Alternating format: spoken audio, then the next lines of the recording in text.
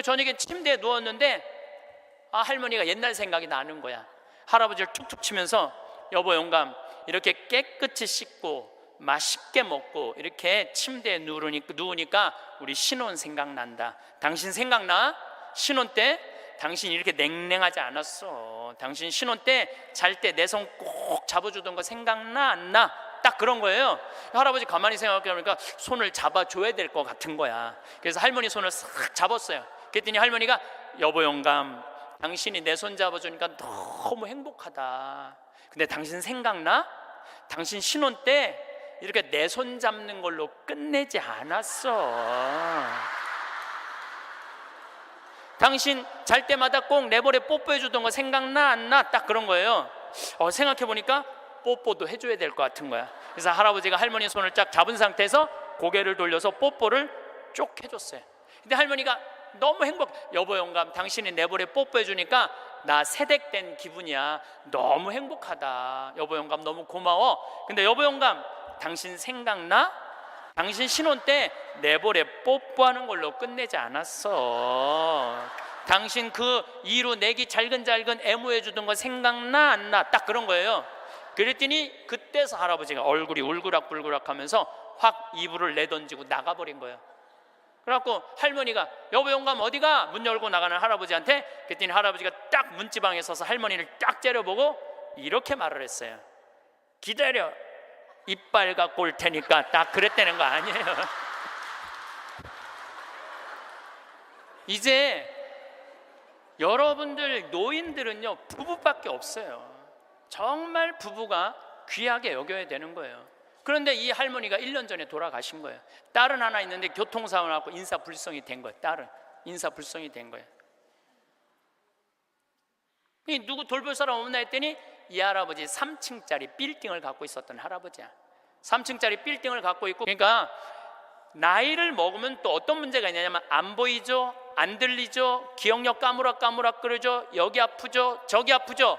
그러면 그 입에서 나 행복하다, 나 기쁘다 이런 말 나올 것 같아요. 아이고 지겨워, 아이고 사는 거 힘들어 죽겠어, 차라리 죽는 게 나, 맨날 이 말 할 것 같아요. 좋은 소리도 여러 번 들으면 짜증나는데 지겹다, 죽겠다, 섭섭하다는 소리 10년 이상 들으면요 정말로 죽고 싶을 만큼 힘든 거예요. 그러니까 2년 동안 말 안 하는 거야. 이 할머니도 그 집에서 사는 게 너무 자존심이 상하는 거야. 그러니까 나한테 전화해갖고 신부님 생태마을 방 하나 달래는 거야. 와서 살겠다는 거야. 나 아직도 건강하다 이거예요. 85살이 그것도 알몸으로 와서 나하고 산다는 거야. 알몸으로. 아니 내가 20살이 나하고 와서 산다고 그래도 살까 말까 고민을 지금 해야 될 판국인데 85이 아들한테 3억 다 주고 나한테 와서 알몸으로 살겠다고. 할머니, 우리 생태마을은 피정집입니다. 그래서 할머니 드릴 방이 없습니다. 아이 내가 그 방 많은 거 아는데 왜 방이요? 그 많은 방이 비느냐 이거예요. 내놓으라는 거예요. 할머니 죄송하다고, 우리는 피정집이라 내년 지금 10월 달까지 지금 실질적으로 거의 예약이 끝났어요. 할머니 드릴 방이 없어, 죄송해요. 그러니까 아니 방송 보면 우리 노인들 마음을 가장 잘하는 분이 신부님인데 막상 통화해 보니까 보는 거하고 다르다 이거예요. 방송 보는 거하고. 그래서 이 할머니가 마지막 전화기를 내려놓으면서 나한테 한 방을 먹이더라고. 뭐라고 그러냐면은 전화 막상 해보니까 신부님이나 내 아들이나 다를 바 하나도 없다고, 똑같다고 전화 끊는 거예요. 이 할머니는 정말로 어디다 마음 둘 데가 단 한 군데도 없죠. 그러니까 이제 아버지를 생각하면은 참 마음이 따뜻해요. 아버지를 생각하면. 근데 중학교 3학년 때 내가 옥상에서 밤에 담배를 피고 있는데 어험 소리가 들리더라고. 어험 소리가. 고개를 돌려보니까 아버지 뒷모습이야. 아버지가 내 담배 피는 걸 보고 내려가신 거예요. 너무 미안하더라고요. 왜냐하면 나는 손찌검 한번 하신 적 없는 아버지인데 그 좋은 아버지한테 담배 피는 모습을 중학교 3학년 아들이 보였으니 얼마나 미안해요. 그냥 아버지 쳐다보기가 정말로 얼굴을 들을 수가 없었어요. 근데 아버지가 하루가 지나도 말이 없고 이틀이 지나도 말이 없는 거야. 일주일이 지났는데도 말이 없으신 거예요. 그래서 난 이렇게 생각했어요. 깜깜해서 못 보셨나 보다 이렇게 생각을 했어요. 근데 2주일이 됐는데 2주일째 누나가 나를 부르는 거예요. 막내야, 항상 저를 막내라고 부르거든. 우리 집에서는. 막내야, 얘기 좀 하자. 그래, 얘기해. 그랬더니 너 담배 피니? 그러더라고요. 나 담배 펴. 왜냐하면 그때 제가 중학교 2학년 3학년 고등학교 1학년 거의 3년을 학교를 거의 안 다녔거든요. 뭐 여러 가지 뭐 몸이 안 좋아갖고 뭐 학교 안 다니니까 할 일이 뭐가 있어. 맨날 그냥 담배나 피고 앉아 있는 거죠. 학교 다니면 담배 필 시간 없지만 학교 안 다니니까 담배 필 시간이 얼마나 많아요. 맨날 담배나 피고 있는데 너 담배 피니? 그래서 나 담배 펴. 그랬더니 아버지가 나한테 얘기하더라. 너 건강도 안 좋은데 담배 끊었으면 좋겠다고. 그러니까 우리 아버지는 아들한테 이 얘기를 하고 싶은데 직접적으로 말하면은 서로 간에 충격이 있을 것 같은 생각을 하신 거예요. 그러니까 나하고 제일 친한 누나한테 얘기를 한 거죠. 그래서 아주 정중한 나한테 부탁을 해 오신 거죠. 그때 내가 받은 아버지에 대한 감동은요, 이거는 지금도 나는 아버지가 세상에서 제일 커요. 아버지가 세상에서 제일 큰 분이에요, 내 인생에 있어서. 그러니까 지금도 한 달에 한 번 아버지를 안 보면은 내가 못 견뎌요. 보고 싶어. 막 보고 싶어요. 황창현 신부님의 행복특강 바로 시작하겠습니다. 구독, 좋아요 눌러주시고 남겨주신 댓글엔 답글 달아드리겠습니다. 80이 넘으면 달라지는 것들도 들어주시면 감사하겠습니다. 이 기도는 동아일보에 어느 95살 되신 분의 회한을 적은 내용입니다. 어느 95세의 어른의 수기. 나는 젊었을 때 정말 열심히 일했습니다. 그 결과 나는 실력을 인정받았고 존경을 받았습니다. 그 덕에 65세 때 당당한 은퇴를 할 수 있었죠. 그런 내가 30년 후인 95살 생일 때 얼마나 후회의 눈물을 흘렸는지 모릅니다. 내 65년의 생애는 자랑스럽고 떳떳했지만 이후 30년의 삶은 부끄럽고 후회되고 비통한 삶이었습니다. 나는 퇴직 후 이제 다 살았다, 남은 인생은 그냥 덤이다 라는 생각으로 그저 고통 없이 죽기만을 기다렸습니다. 덧없고 희망이 없는 삶, 그런 삶을 무려 30년이나 살았습니다. 30년의 시간은 지금 내 나이 95세로 보면 3분의 1에 해당하는 기나긴 시간입니다. 만일 내가 퇴직할 때 앞으로 30년을 더 살 수 있다고 생각했다면 난 정말 그렇게 살지는 않았을 것입니다. 그때 나 스스로가 늙었다고, 뭔가를 시작하기에는 늦었다고 생각했던 것이 큰 잘못이었습니다. 나는 지금 95살이지만 정신이 또렷합니다. 앞으로 10년, 20년을 더 살지 모릅니다. 이제 나는 하고 싶었던 어학 공부를 시작하려 합니다. 그 이유는 단 한 가지, 10년 후에 맞이하게 될 105번째 생일날 95살 때 왜 아무것도 시작하지 않았는지 후회하지 않기 위해서입니다.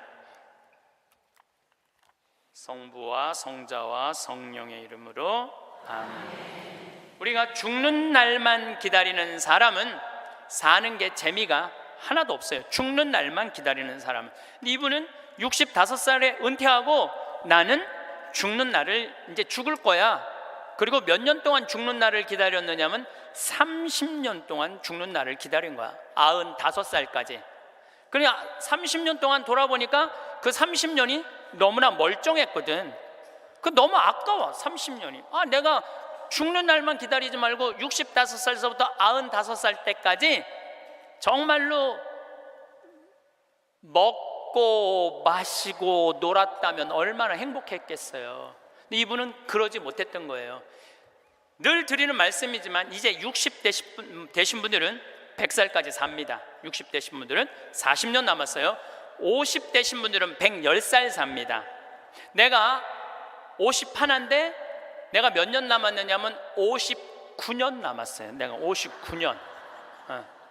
이제까지 산 것도 아니에요. 40살들은 120살까지 살 겁니다. 그제 여러분들 먹는 당뇨병 안에, 그 약 안에 기가 막힌 좋은 물질이 있대요. 당뇨병 안에. 그래서 그 약을 잘만 이제 컨트롤하면, 그 약을 잘 먹으면 120살까지 사는데 별 문제가 없다는 거예요.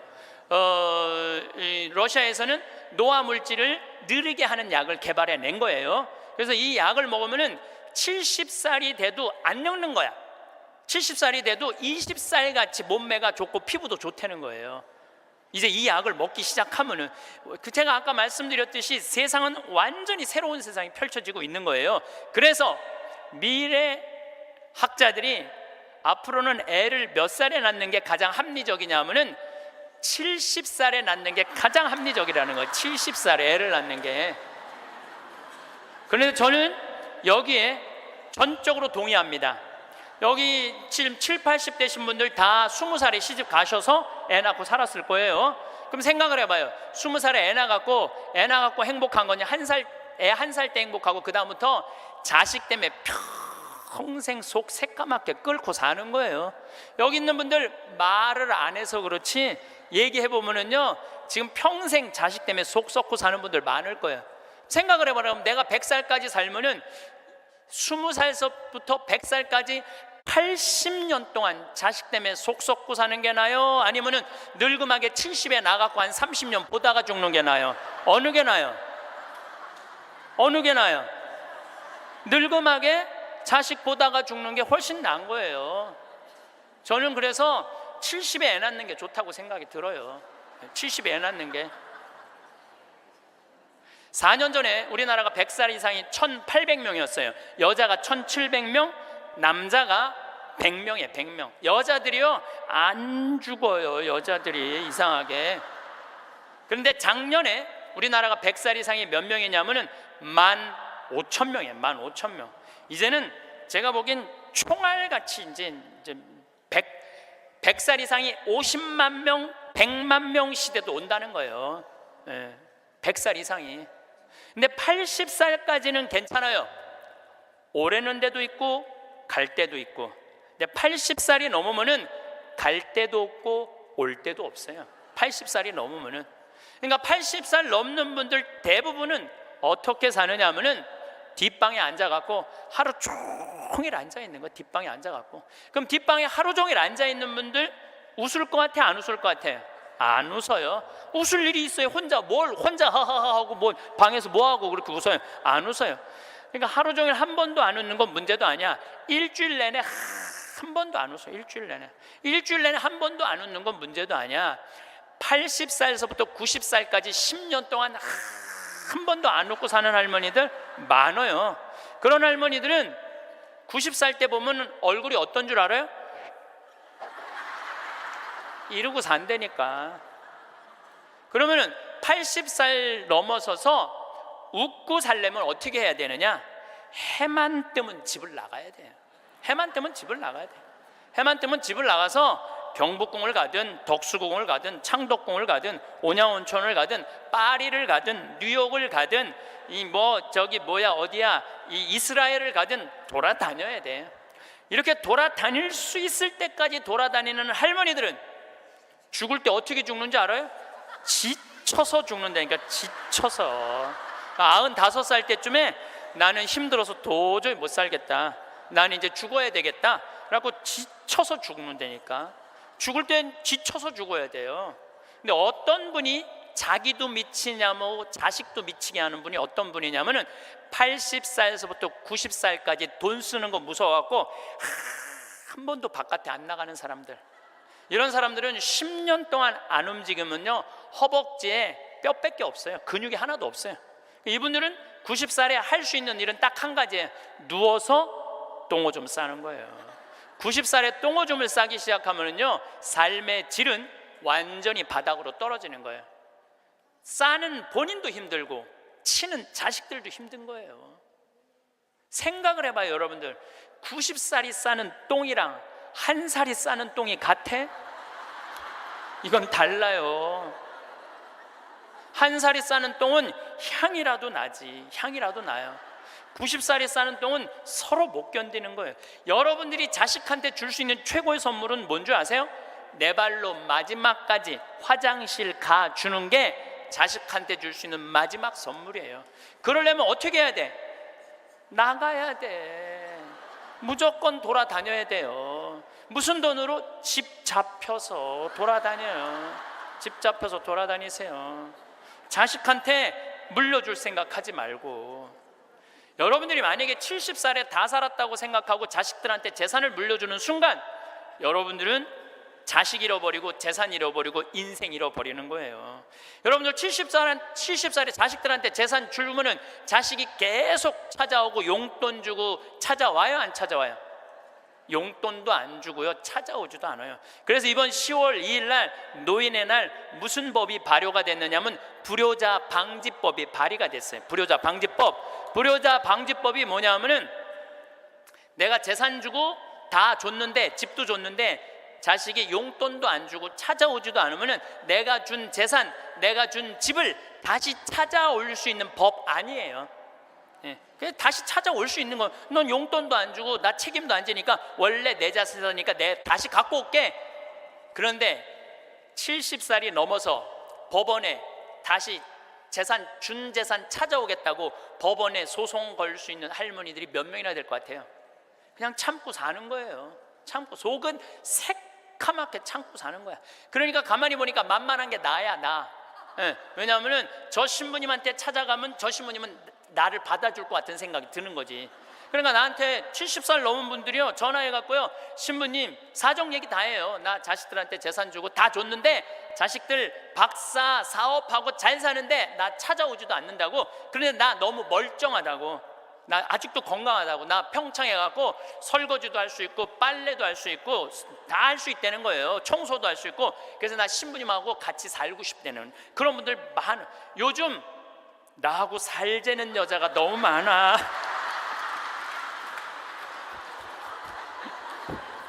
일년에 500명도 더 되는 것 같아. 그래서 제가 그 편지들을요 지금은 다 모아놔요. 왜 모아놓냐면 그 내용이 기가 막혀요. 내용이, 내가 신부님 자식을 어떻게 키워서 어떻게 성공시키고 어떻게 재산을 물려줬는데 나한테 이럴 수가 있느냐고 그렇게 구구절절 편지 쓰는 분이 많아요.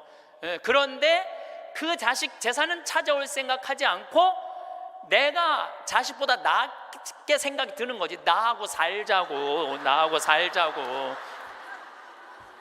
내가 직접 받은 전화인데 85살 된 할머니예요. 85살 됐는데 70에 아들이 그러더래요. 어머니, 나 이제 어머니 어차피 모셔야 되고 어머니도 이제 나하고 같이 살아야 되지 않느냐. 그러니까 나 5천만 원 있고 어머니 3억 있는데 그 돈 나한테 주면은 내가 아파트 분양 받아서 어머니 모시고 살겠다고. 자기는 5천만 원 투자하고 엄마는 3억 투자하고 자기가 모시고 살겠다고. 자기가 들어가서 사는 건데 말은 자기가 모시고 산다고. 근데 이 할머니가 이런 생각이 들었대요. 내가 살면 얼마나 사나? 아들이 아파트 얻겠다는데, 그래서 그 3억을 주고 들어가서 살기 시작했대요. 여러분들, 나이를 먹어서 자식이 내 집에 들어와서 사는 거랑 내가 자식 집에 들어가서 사는 거는 하늘과 땅 차이예요. 하늘과 땅 차이예요. 만약에 자식이 들어와서 사는데 마음에 안 들잖아요? 나가라고 그러면 돼. 근데 만약에 내가 자식하고 같이 살겠다고 합쳤는데 자식이 너무 마음에 안 들어, 며느리가 너무 마음에 안 들어. 그리고 대개 80된 분들은 며느리가 몇 살쯤 되냐면 60살쯤 돼요. 이 60살쯤 되는 며느리는 눈에 뵈는 게 없는 사람들이에요. 그럼 누가 나가야 돼? 80살짜리가 들고 나가야 돼요. 80살짜리가 나가야 돼요. 이게 현실이에요, 현실. 제가 며칠 전에도 들은 얘기예요. 6억을 들고 할머니가 아들 집으로 들어갔대요. 아들 집으로 6억을 들고 들어가든 60억을 들고 들어가든 그건 아무 상관이 없어요. 자식 집에 들어가서 사느냐 안 사느냐, 그게 중요한 거예요. 그런데 6억을 들고 들어갔는데 냉장고에 있는 사과도 마음대로 못 먹겠더라는 거예요.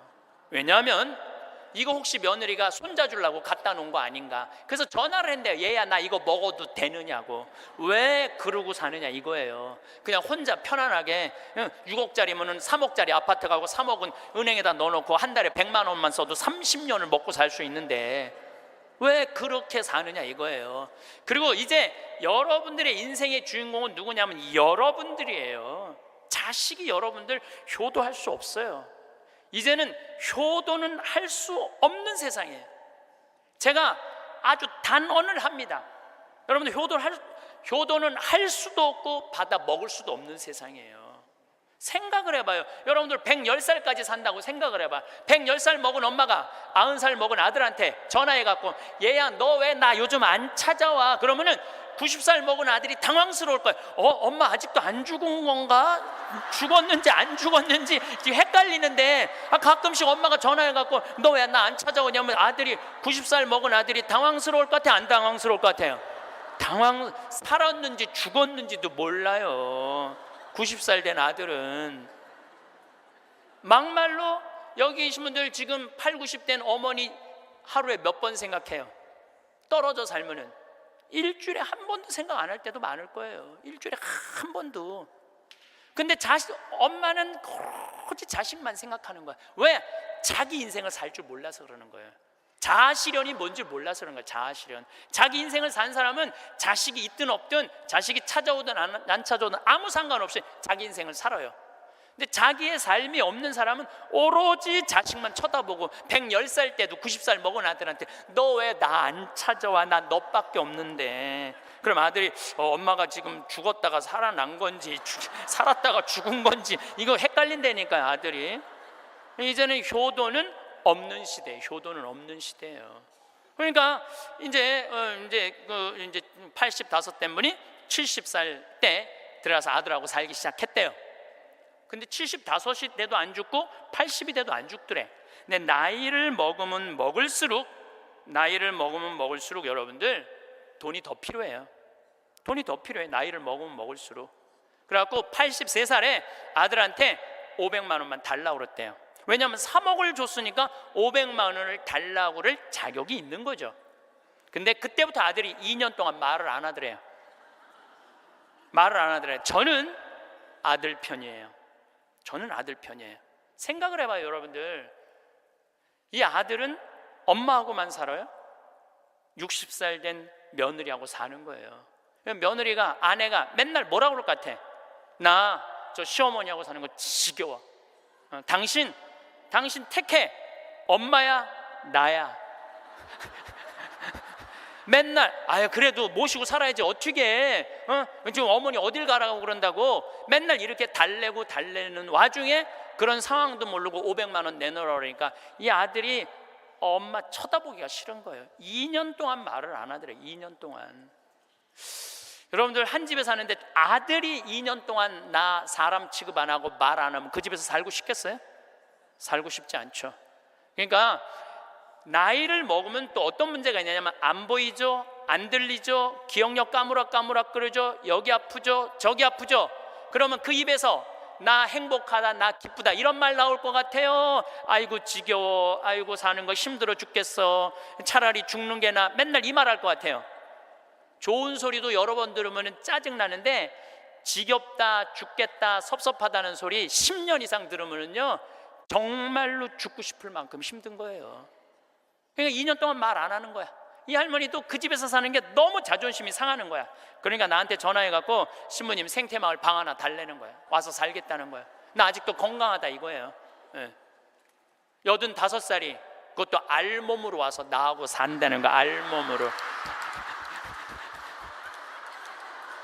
아니 내가 20살이 나하고 와서 산다고 그래도 살까 말까 고민을 지금 해야 될 판국인데 85이 아들한테 3억 다 주고 나한테 와서 알몸으로 살겠다고. 할머니, 우리 생태마을은 피정집입니다. 그래서 할머니 드릴 방이 없습니다. 아니 내가 그 방 많은 거 아는데 왜 방이 그 많은 방이 비느냐 이거예요. 내놓으라는 거예요. 아니, 할머니 죄송하다고 우리는 피정집이라 내년 지금 10월 달까지 지금 실질적으로 거의 예약이 끝났어요. 할머니 드릴 방이 없어 죄송해요. 그러니까 아니 방송 보면 우리 노인들 마음을 가장 잘 아는 분이 신부님인데 막상 통화해 보니까 보는 거하고 다르다 이거예요. 방송 보는 거하고. 그러면서 이 할머니가 마지막 전화기를 내려놓으면서 나한테 한 방을 먹이더라고. 뭐라고 그러냐면은 전화 막상 해보니까 신부님이나 내 아들이나 다를 바 하나도 없다고, 똑같다고. 전화 끊는 거예요. 그러니까 이 할머니는 정말로 어디다 마음 둘 데가 단 한 군데도 없죠. 만약에 이 할머니가 3억을 그대로 가지고 있었다면 그 서름 안 받았을 거예요. 그 서름 안 받고 그냥 자기 인생 사는 거예요. 아들은 아들 인생 사는 거고. 그럼 서로 섭섭할 것도 없어. 원수 될 것도 없어요. 근데 뭐가 원수가 되는 줄 알아요? 줄 거 다 주고 원수가 된다니까. 줄 거 다 주고 해줄 도리 다 해고도 원수가 된다니까. 그러니까 자식한테 돈을 주는 게 아니에요. 주지 마세요. 이제 뭐하러 주세요 자신을. 울산에서 한 할아버지가 전화를 했어요. 경찰서에. 작년에 신문에서 제가 읽은 내용이에요. 나 경찰한테 이렇게 얘기한 거, 두유 2개로 10일을 버텼다. 두유 2개로. 난 지금 죽을 것 같다. 나를 좀 살려줘라. 그래서 경찰이 가서 문을 따보니까 할아버지가 뼈밖에 안 남은 거야. 10일 동안 두유 2개로 먹었으니 뭐가 물 10일 먹은 거하고 똑같잖아요. 그래갖고 이 할아버지 뭐 누구 돌볼 사람 없나 했더니 할머니가 1년 전에 돌아가신 거야. 여기 우리 할아버지들 많이 와서 앉아 계신데 여러분들 오늘 강의 다 까먹어도 좋아. 정말로 다 까먹어. 이것만 안 까먹으면 돼요. 여러분들은 무슨 일이 있어도 할머니보다 하루 먼저 죽어야 돼. 무슨 일이 있어도 누구보다 먼저 죽어? 할머니 죽으려고 그러면 너 죽지 마. 나 죽기 전에 죽지 마. 그리고 먼저 죽어야 돼요. 그러니까 여기 효자 열보다요 악처 하나가 낫다니까요. 효자가 하루 종일 같이 있어줘요? 같이 잠자줘요?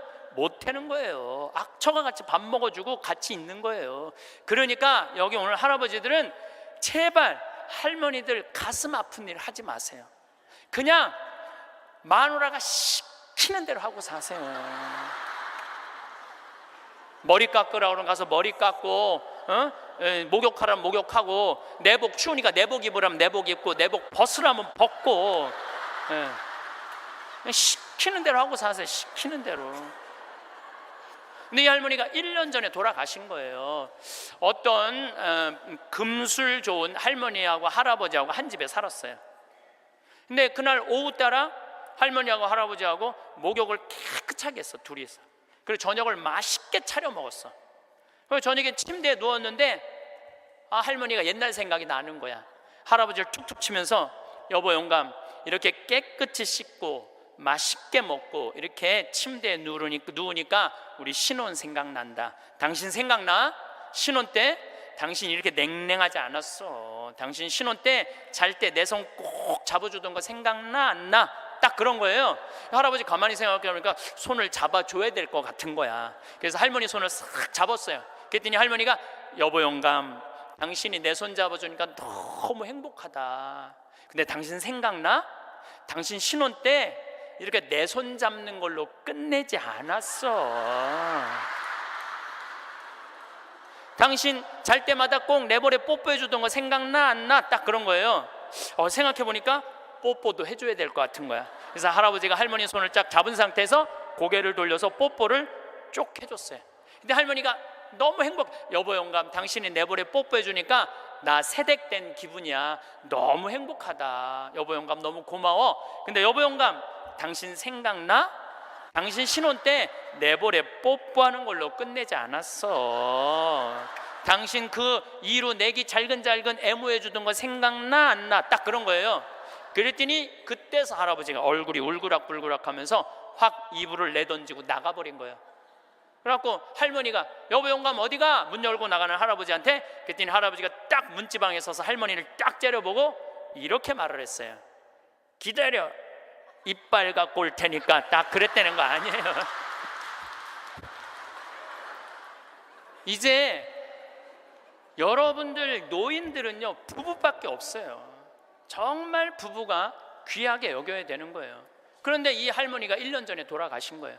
딸은 하나 있는데 교통사고 나고 인사불성이 된 거예요. 딸은 인사불성이 된 거예요. 누구 돌볼 사람 없나 했더니 이 할아버지 3층짜리 빌딩을 갖고 있었던 할아버지야. 3층짜리 빌딩을 갖고 있고 그 옆에 4평을 달아서 거기서 폐지를 모으고 살았던 거예요. 거기서 월세도 나오는데 이 할아버지는 버는 법은 배웠는데 쓰는 법을 못 배운 할아버지야. 쓰는 법을 못 배운 할아버지. 여기 계신 분들도 많습니다. 예, 많아요. 정말로 개처럼 벌어서 짐승같이 써야 되는데 개처럼 벌어서 개처럼 쓰는 사람들 많아요. 제대로 돈의 가치답게 쓰지 못한 분들 너무너무 많아요. 많은 경우 여러분들 폐지 줍고 다니는 분들 많죠. 할머니 할아버지 그런 분들 중에 대개 자식들한테 몇 천만 원 몇 억씩 다 주고 자기는 폐지 줍고 다니는 사람들 많아요. 실질적으로 그러시지 마세요. 내가 행복해야 돼요. 내가 행복한 게 자식 도와주는 거예요. 그래서 제가 여러분들한테 보너스 하나 꼭 하시라고, 돈 안 들고도 할 수 있는 보너스, 내년 뭐 나중에 얘기지만은 내년 3월 25일부터 4월 20일 사이에 여기 해화동 서울대학병원에 가세요. 서울대학병원에 가면은 그 꼭대기 층에 식당이 하나 있어요. 그 식당에 가서 비싼 거 시키지 마세요. 쟁반짜장도 팔더라고요. 그럼 3명이 갖고 쟁반짜장 15,000원짜리 시키면은 셋이서 충분히 먹어. 거기서 한 11시 반쯤에 가세요. 괜히 12시 막 그 의사들 막 직원들 올라올 때 그때 가서 먹지 말고 미리 한 11시 반쯤에 가서 거기 가서 쟁반짜장을 드세요.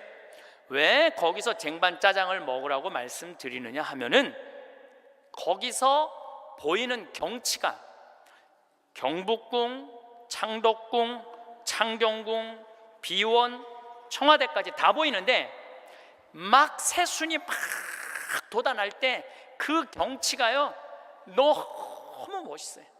나도 서울대병원에 이제 1년에 한 번씩 강의를 가는데 거기서 식사 대접을 받았는데 거기서 밥을 먹는데 이렇게 내려다 보니까요 조선 27대 왕 부럽지 않더라고요. 거기서 아니 어떤 왕이 거기서 내려다보고 왕궁을 내려다보고 밥을 먹는 사람이 어디 있어. 꼭 기억하셨다가 내년에는 돈 드는 게 아니야. 그냥 전철 타고 가서 그냥 들고 올라가서 몸빼바지 입지 말고 그날은 좀 럭셔리하게 입고, 예, 그날은 좀 럭셔리하게 입고 내려다 보세요. 얼마나 아름다운가. 조선의 왕궁이 얼마나 멋있는가. 돈 안 들고도 볼 수 있는가. 정말 그런 데가 없어 세상에. 그런 데 가세요. 그리고 우리나라는 그렇게 멋있는 데가 너무 많아요. 너무 많아요. 돈 많이 안 들고도 하루에 그저 5,000원, 10,000원만 들고 여기 춘천 막 벚꽃 필 때 전철 타고 춘천만 갔다 와도 얼마나 멋있어요. 나중에 하지 말고 제발 무슨 돈으로 집 잡혀서 나중에 하지 말고 제발 그렇게 좀 다녀오세요. 저는 이번에 남이섬을 2번을 갔다 왔어요. 남이섬을 2번을 갔다 왔는데 정말 멋있더라고요. 여러분들 내년 봄에 남이섬은 도시락 싸갖고 가도 되더라고.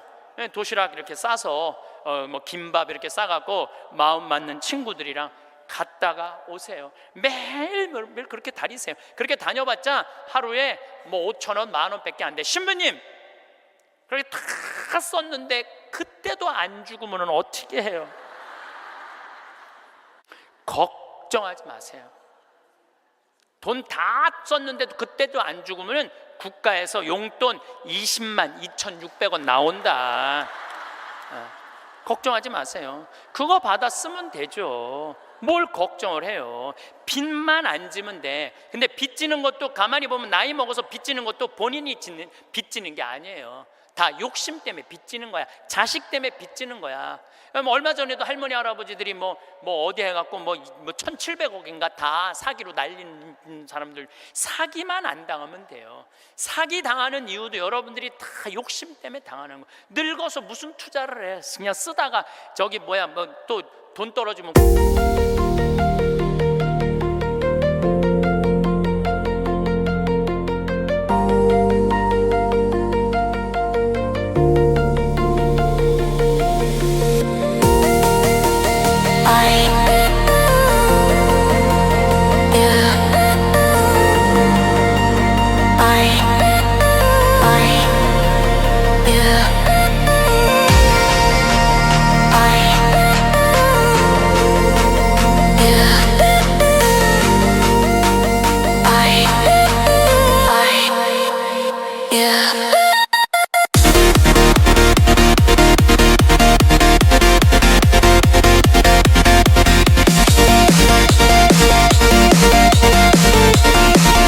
국가에서 하면 나오면 되지. 인터넷에 이런 모임도 있대요. 쓰죽해도 있대. 쓰죽해. 쓰다가 죽자. 이런 무슨 투자를 해. 괜히 쓸데없이 조이팔한테 투자해갖고 돈 날리고 그러지 마시고 그냥 맛있는 거 먹고 경치 좋은 데 다니고 그렇게 쓰세요. 쓰세요. 제가 10년 전에 53,000원 나올 때 여러분들한테 이렇게 얘기했어요. 앞으로 20만 원 받는 시대가 올 겁니다. 이제 20만 원 나왔죠? 제가 또 말씀드릴게요. 앞으로 10년 후에 여러분들 60만 원에서 70만 원 나와요. 왜? 우리나라하고 경제가 비슷한 나라들은 다 지금 노인연금이 60에서 70만 원 정도 다 나와요. 우리나라하고 경제가 비슷한 나라들은. 우리나라만 안 하고 있는 거예요. 우리나라만 노인들한테도 안 하고 경찰한테도 안 하고 뭐 청소하는 사람들 아주 돈 안 주는 거지. 이거 다 올라와야 돼. 그리고 지금 기업에 있는 돈들 다 내는 세금으로 뺏어갖고 그 돈 힘든 사람들한테 다 나눠줘야지 선진국으로 가요. 선진국으로 가는 길은 그 길밖에 없어요.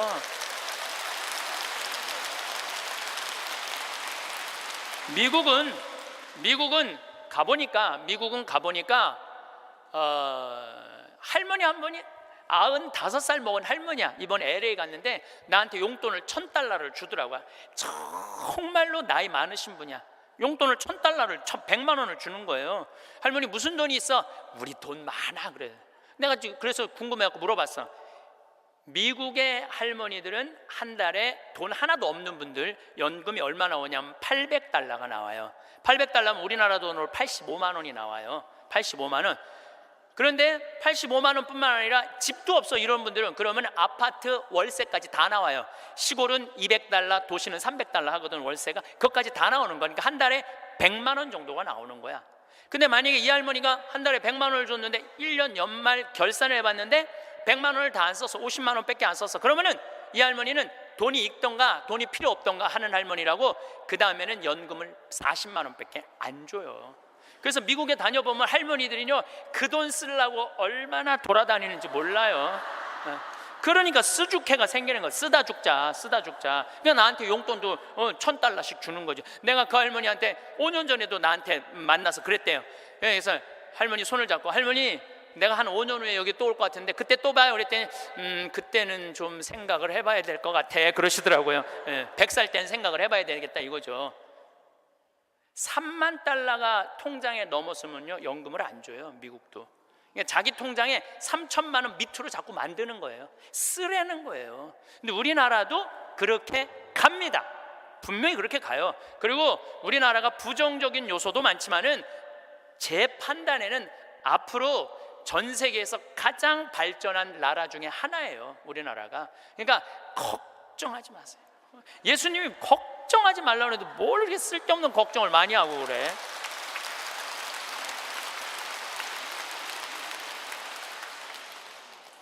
자식한테 재산 물려주지 마시고 여러분들 쓰고 싶은 거 다 쓰세요. 여행 다니고 싶은 거 여행 다니고 먹고 싶은 거 있으면 먹고 없으면은 안 쓰면 되지. 없으면 안 쓰면 돼요. 근데 있는데도 못 쓰는 사람들한테 하는 얘기예요. 있는데도 못 쓰는 못 쓰는 분들한테 하는 얘기예요. 이제는 부모 자식 사이에 효도는 없어요. 아까도 말씀드렸지만 사랑밖에 없어요. 사랑만 남는 거예요. 부모 자식이 어렸을 때 얼마나 사랑했느냐 사랑하지 않느냐에 따라서 늙어서 자식이 찾아오느냐 찾아오지 않느냐가 결정되는 거예요. 나는 우리 어머니 아버지를 참 잘 만났어요. 참 좋은 어머니 좋은 아버지. 그중에 어머니보다는 아버지를 잘 만난 것 같아요. 아버지를 뭐 어머니도 좋지만 아버지는 그거보다 훨씬 좋아요. 훨씬. 난 어렸을 때 아버지하고 매일 미꾸라지 잡으러 다니고 메뚜기 잡으러 다니고 도토리 밤 주스러 다녔던 기억이 참 많아요. 그리고 시험만 우리는 시험 못 봤다고 혼났던 적이 한 번도 없어.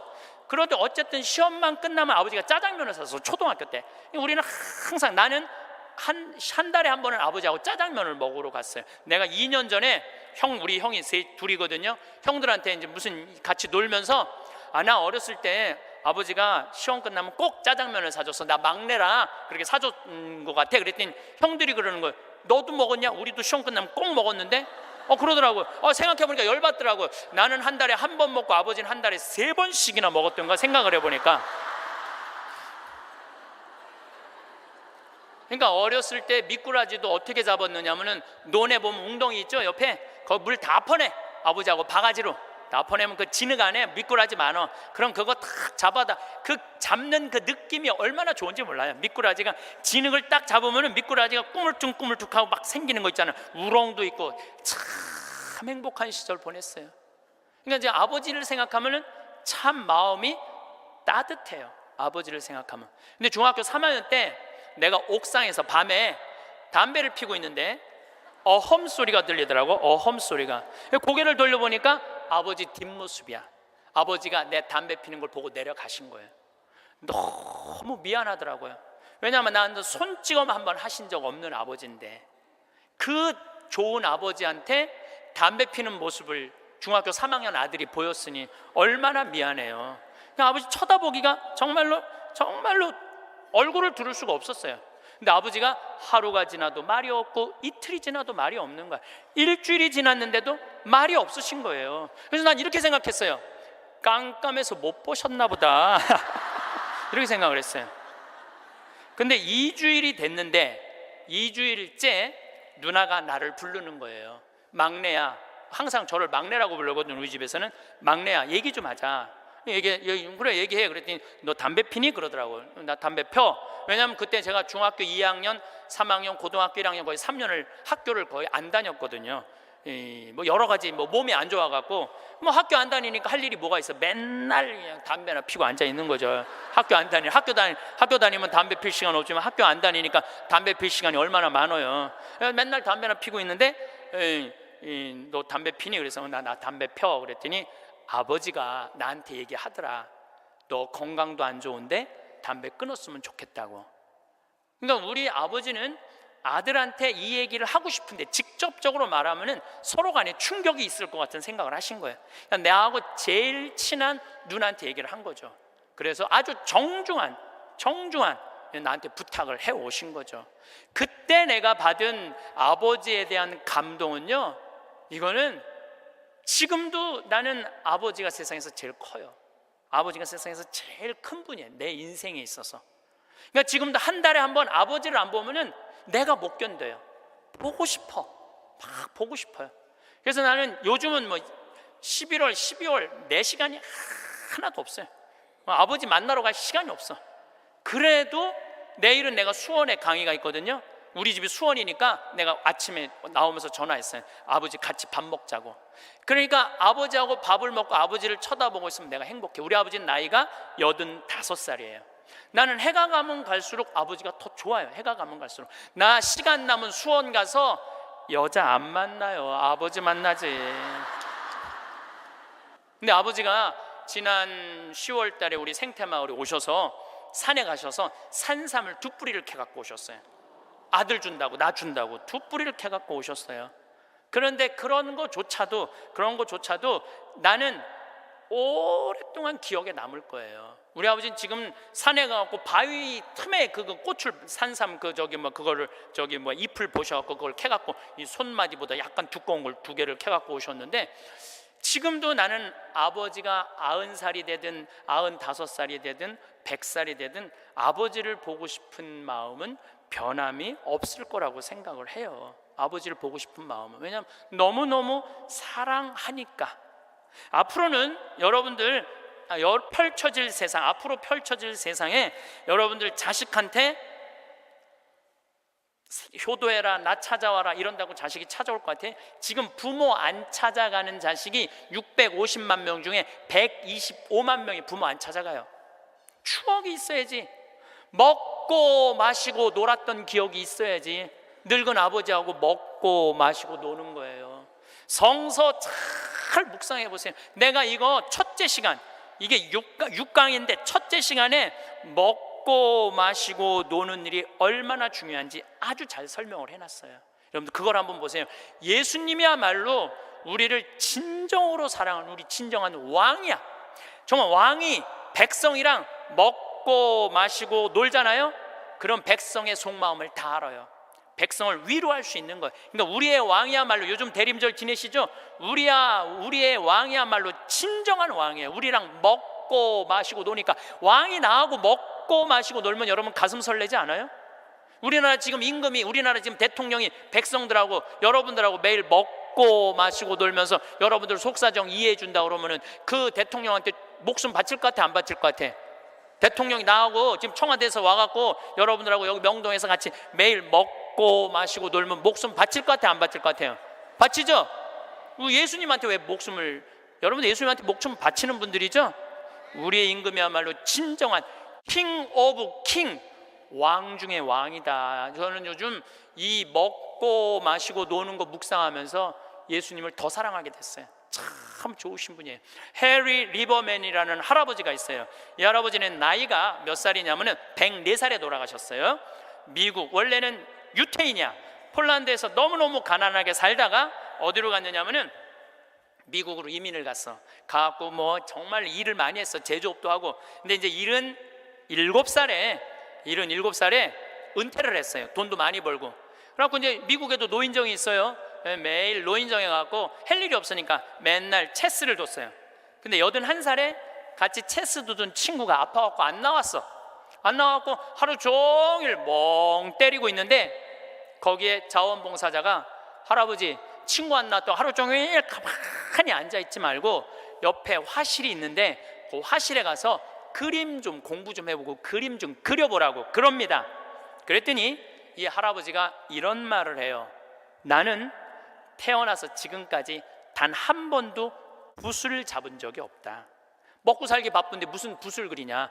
물감이 어떻게 생겼는지도 모르고 도화지, 캔버스가 어떻게 생겼는지도 모른다. 근데 내가 무슨 그림을 그리냐, 이 81살 나이에. 그래도 할아버지 한번 가서 구경이나 해보시라고. 그래서 할아버지를 살살 꼬셔서 화실에 갔어요. 근데 이 할아버지가 화실에 가서 붓을 보고 물감을 보고 캔버스를 보는 순간 어떤 생각이 들었느냐면은 어렸을 때 폴란드의 그 아름다운 경치를 그리고 싶었던 거야. 그래서 붓을 들어 그림을 그리기 시작을 했어요. 근데 이 할아버지가 색깔을 조합하고 그림을 그리는데 프랑스의 샤갈이라는 화가보다도 그림을 더 잘 그리는 거야. 그래서 이 할아버지 별명이 미국의 샤갈이에요. 그래서 이 할아버지가 뭐 배울 것도 없어. 기본적인 몇 가지만 하고부터 전시회를 했는데 101살까지 전시회를 해요.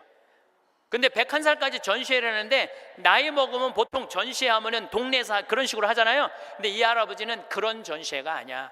그런 전시회가 아니라 어떤 전시회냐면 미국의 모든 미술관이 와서 이 할아버지 그림을 소장하고 싶어서 경매를 할 정도로 유명한 전시회를 해요. 101살 때 20일에 전시회를 할 때 기자 400명이 모였대요. 기자들이 물어봤대요. 할아버지한테, 할아버지 어떻게 이렇게 20일에 걸쳐서 이 세계적인 그림을 그릴 수 있느냐고. 할아버지 대단하다고. 그랬더니 이 해리 리버맨이라는 할아버지가 이런 말을 해요. 나는 내 그림이 유명한지 안 유명한지 난 잘 모르겠다. 근데 나는 81살부터 101살까지 내 인생은 가장 찬란하고 가장 행복했다. 내가 이렇게 그림을 그리면서 내 101살까지 살 수 있었던 것은 내 인생의 최대의 축복이다. 그리고 이 할아버지는 104살에 세상을 떠나세요. 여기 계신 모든 분들 지금 안에 재능이 있을 것 같아요, 없을 것 같아요? 재능이 있어요. 지금 60, 70, 80 되신 분들도 재능이 다 있으세요. 오늘 아침에 잠깐 보니까 할머니들이 시집도 냈던데, 이 한글 배워갖고 시집도 냈어요. 그런데 참 내가 보기에는 그분들 대단한 분들이에요. 뭔가를 나이를 먹어도 77살에 시금치네라는 시를 썼는데 참 멋있더라고요. 여기 계신 여러분들도 지금 안에 다 있어요. 다 있으니까 난 다 살았다, 죽을 날만 기다린다, 제발 이러지 마세요. 또 나중에 할 생각도 하지 말고, 언제 해? 지금 하세요. 지금 책도 사서 읽고 글도 쓰고, 저는 문인 등단하고 이번엔 펜팔 회원이 됐어요. 글 쓰는 펜팔 회원이 됐어요. 너무너무 재밌어요. 글 쓴다는 게, 그 펜팔, 내 국제 펜팔 회원이 된 이유는 그 펜팔 회에는 되게 노벨상 받은 사람을 초대해서 강의를 들어요. 그런 강의를 듣고 싶어서 내가 회원 거기 심사해 갖고 통과가 돼 갖고 했는데, 정말 저도 나이를 먹었고 글 공부를 하면서 하루하루가 너무너무 신이 나는 거예요. 여러분들도 사는 것처럼 사세요. 제발 자식들한테 전화하고 그러지 말고, 그것도 110살에 전화해갖고 너 왜 나 안 찾아오냐 이러지 마시고, 여러분들의 인생을 사시기를 바라겠습니다. 마침 기도로 제가 자식들하고도 가장 중요한 건 사랑입니다. 사랑에 관련된 성서 구절로 마침 기도를 바치겠습니다. 성부와 성자와 성령의 이름으로 내가 인간의 여러 언어와 천사의 언어로 말한다 하여도 나에게 사랑이 없으면 나는 요란한 징이나 소란한 꽹가리에 지나지 않습니다. 내가 예언하는 능력이 있고 모든 신비와 지식을 깨닫고 산을 옮길 수 있는 큰 믿음이 있다 하여도 나에게 사랑이 없으면 나는 아무것도 아닙니다. 내가 모든 재산을 나누어 주고 내 몸까지 자랑스레 넘겨준다 하여도 나에게 사랑이 없으면 나에게는 아무 소용이 없습니다. 사랑은 참고 기다립니다. 사랑은 친절합니다. 사랑은 시기하지 않고 뽐내지 않으며 교만하지 않습니다. 사랑은 무례하지 않고 자기 이익을 추구하지 않으며 성을 내지 않고 앙심을 품지 않습니다. 사랑은 모든 것을 덮어주고 모든 것을 믿으며 모든 것을 바라고 모든 것을 견디어 냅니다. 영광이 성부와 성자와 성령께, 성부와 성자와 성령의 이름으로 아멘. 감사합니다. 많은 사람이 몸 건강만큼 마음가짐이 중요하다고 합니다. 누구나 나이를 먹는다고 하지 않습니까? 요즘은 100살까지 사는 시대라서 복이라고들 하지만 속내를 들여다보면 또 다릅니다. 저도 55살이 넘어가니까 갑자기 기운이 빠지고 밖에 나가는 일이 줄어들면서 집구석에만 있게 되었습니다. 그때는 이제 일을 그만두고 조용히 지내야겠다고 스스로를 달랬었습니다. 하지만 그렇게 새로운 일을 피하면서 지낸 것이 많이 아쉬웠습니다. 세월은 정말 빨리 흘러 어느새 60대가 되었고 몸 상태는 점점 나빠져서 더 이상 밖에 나가기도 힘들어졌습니다. 우울증도 슬슬 찾아오고 마음은 점점 더 무거워졌습니다. 자식들도 곁에 없고 먼저 간 남편을 원망할 수도 없었습니다. 그저 숨만 쉬고 살았습니다. 기억력도 자주 흐려지고 매 순간이 힘이 없고 우울해서 하루하루가 마치 지옥처럼 느껴졌습니다. 하지만 이렇게 살고 있는 사람도 있다고 하더군요. 80살 가까운 나이에도 춤과 음악을 즐기며 아픈 곳 하나 없이 새로운 일에 도전하고 여러 봉사활동에도 참여하고 있다는 이야기를 들었습니다. 그 친구는 정말 젊게 살고 있더군요. 매일 새벽 5시에 일어나 1시간 동안 요가를 하고 밥도 3끼를 꼭꼭 챙겨 먹으며 낮에는 그림 그리기와 책 읽기 모임에 참여하고 밤이 되면 음악회나 연극을 보러 간다고 했습니다. 그 이야기를 듣고 나니 나와는 완전히 다른 삶을 사는 친구가 부럽고 후회가 되었습니다. 그동안 나이를 핑계 삼아 새로운 일을 피했던 제 모습이 떠올랐습니다.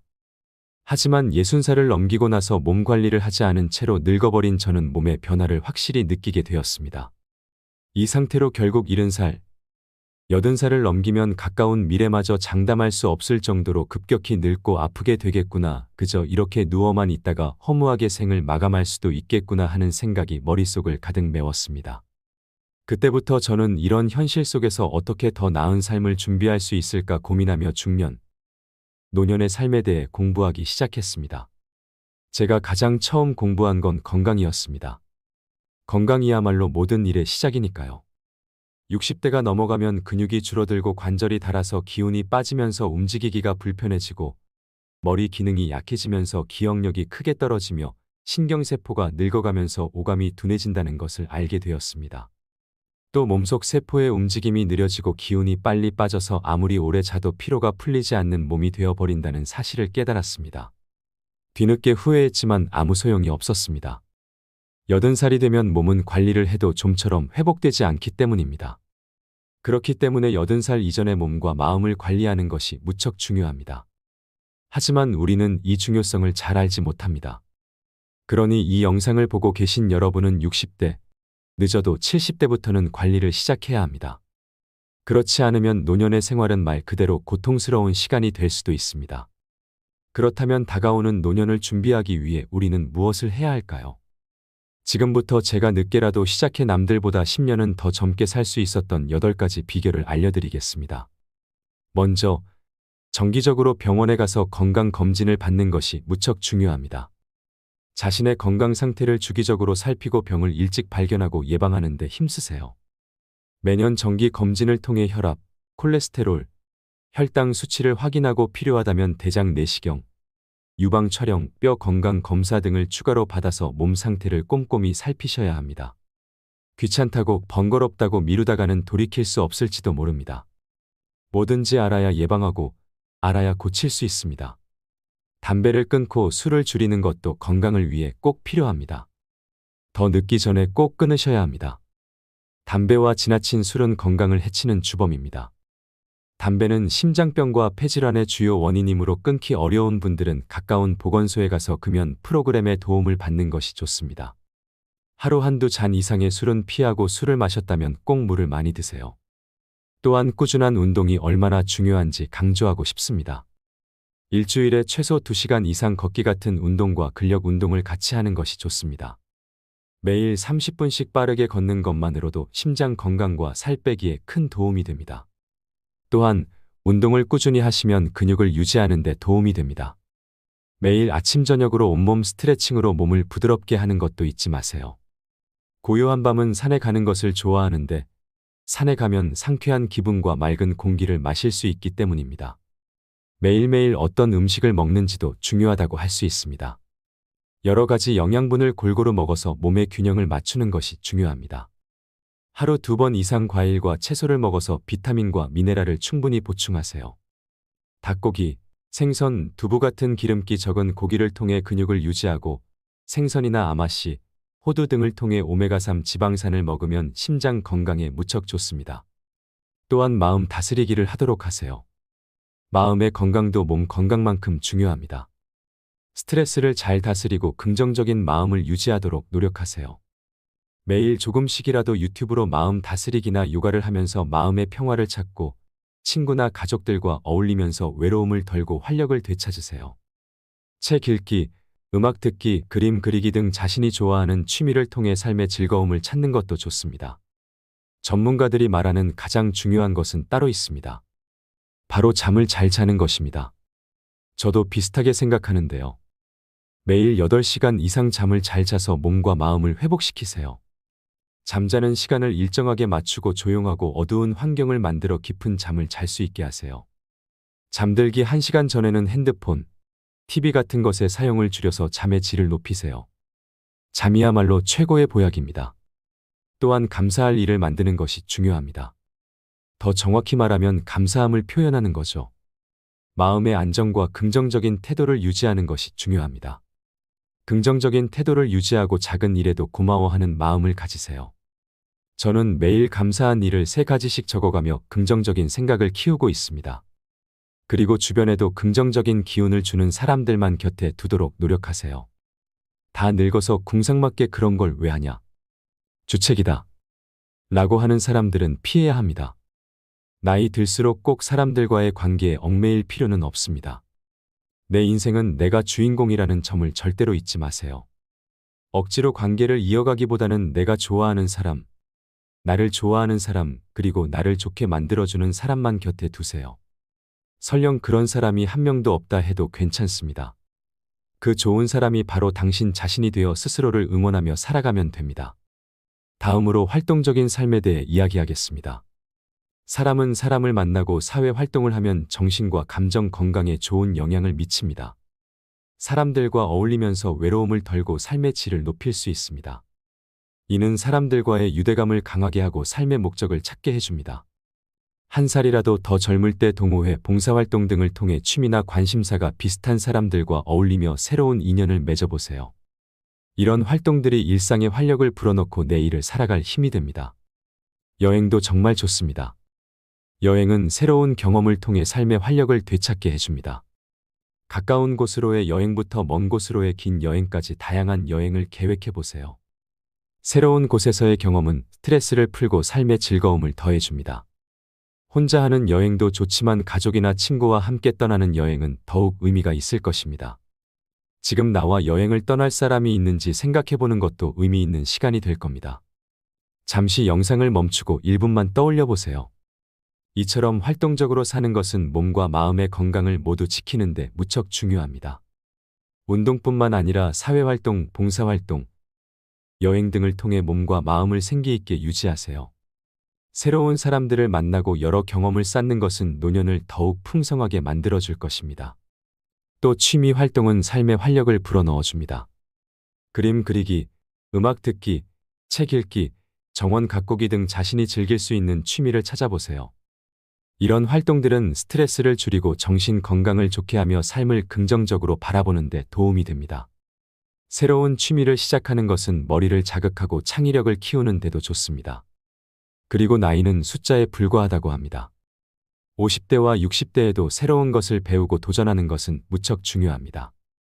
꾸준히 배우고 자기를 발전시키는 것은 나이와 상관없이 삶을 풍요롭게 만듭니다.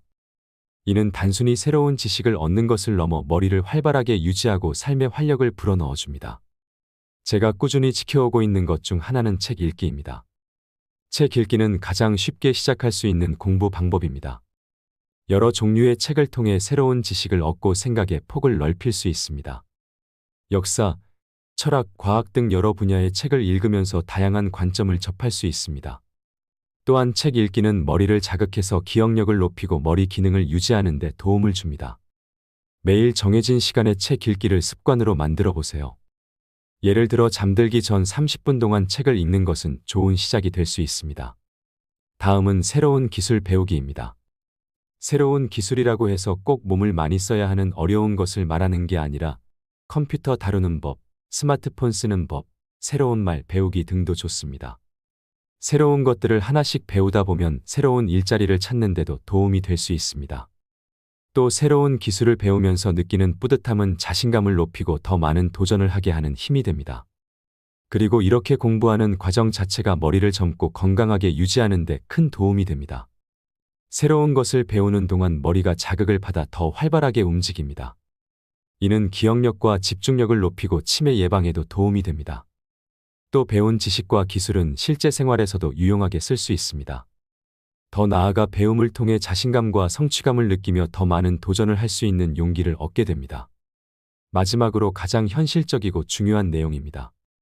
50대와 60대는 돈 문제를 꼼꼼히 준비해야 할 때입니다. 퇴직 후의 생활을 대비해 돈 계획을 세우고 필요 없는 지출을 줄이며 저축하는 습관을 들여야 합니다. 저는 그런 것들이 하나도 이루어지지 않아 가난하고 불안한 나날을 보냈습니다. 지금에서야 조금씩 나오는 연금과 배워둔 기술로 소일거리를 찾아 생활하고 있지만 50대, 60대 분들은 아직 늦지 않았습니다. 저보다 더 넉넉하고 안정된 노년을 보낼 수 있게 준비할 시간이 남아 있습니다. 뒤늦게 깨달은 노년기 돈 관리에 대해서도 5가지 알려드리겠습니다. 첫 번째로 중요한 것은 돈 계획 세우기입니다. 지금의 돈 상태를 정확히 알아보고 퇴직 후 필요한 돈을 계산해 보세요. 생활비, 병원비, 여가 생활비 등을 생각해서 한 달 그리고 1년 예산을 정하세요. 이를 통해 필요한 저축 금액과 재산 계획을 확실히 할 수 있습니다. 계획을 세우면서 목표를 구체적으로 정하고 그것을 이루기 위한 방법을 마련하는 것이 중요합니다. 두 번째로 중요한 것은 쓸데없는 지출 줄이기입니다. 지출 항목을 자세히 살펴보고 필요 없는 소비를 줄이는 방법을 찾아보세요.